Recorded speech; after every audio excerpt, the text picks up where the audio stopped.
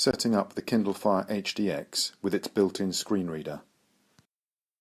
First, of course, I need to turn the Kindle Fire HDX on. There is a single dimple at one end of the machine and it's on the back of the machine under where my thumb is now. I can press and hold that to start the unit. At the opposite end of the device there are two similar dimple buttons side by side, which are the volume up and the volume down. This setup procedure takes about half a minute and then it will get to the stage that I can turn the speech on. There is no vibration or oral indication that the screen has changed, but now there is a lock screen on the device. If I want to start the speech now, I press and hold the power button and there is a little tinkle and a message appears on the screen. I can ignore that and just put two fingers on the screen anywhere, slightly separated, and hold them there. Keep holding down two fingers to enable accessibility. Accessibility enabled. And the voice comes on. With the screen reader going, I put two fingers on the screen and slide them to the left. Device unlocked. Select your language. And now we go into the actual setup proper of the device. If you're used to using a screen reader on a touch screen, you may be familiar with the fact that there's two ways that you can move around. One is you can put your finger on the screen and drag it around. Select Chinese, Portuguese, Japanese, not Italian, not checked. Not supported by screen reader. Selecting language will turn off spoken feedback. And the other way you can do it is to swipe left or right. Swiping left goes up or back, swiping right goes down or forward. So in this case I'm going to swipe to the left.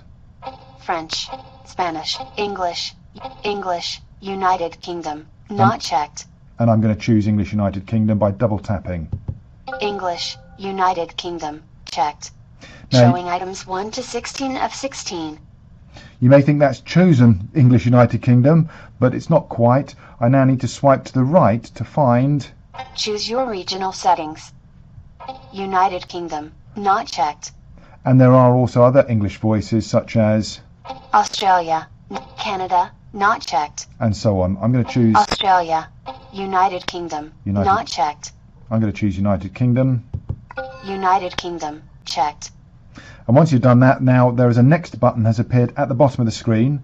You can swipe to find it, or if you remember that you can just drag your finger around the screen, and I know vaguely where that next button is, I can just... Select your language. Next button. Find it like that and double tap. Portrait. Wireless settings. Showing items 1 to 10 of 10. The next thing you're asked to do is set up or connect to a wireless area. If you have one, you can do that. Otherwise, there is a complete setup later option, but I am actually going to connect to RNIB 2. Concept. RNIB 2. One of our internal Wi-Fi settings. Alert RNIB 2. Signal strength. Excellent. Security. WPA. WPA 2 PSK. Password. Your Wi-Fi password goes here. Hide password. Cancel. Connect. So whenever you need to type something in, a keyboard appears at the bottom of the screen.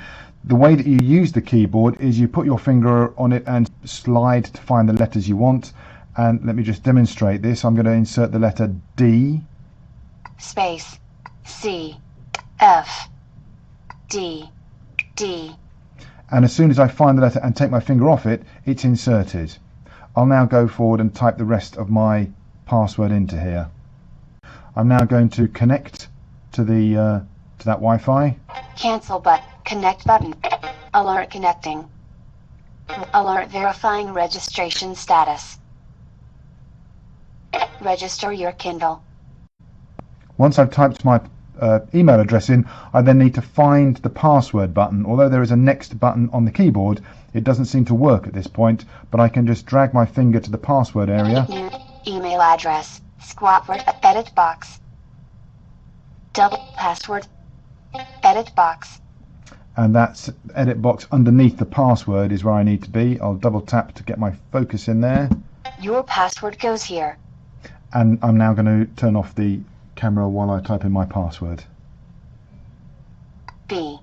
And then on the screen just above the keyboard there are buttons to register which is basically accept this and do the next bit. So I'm going to find that.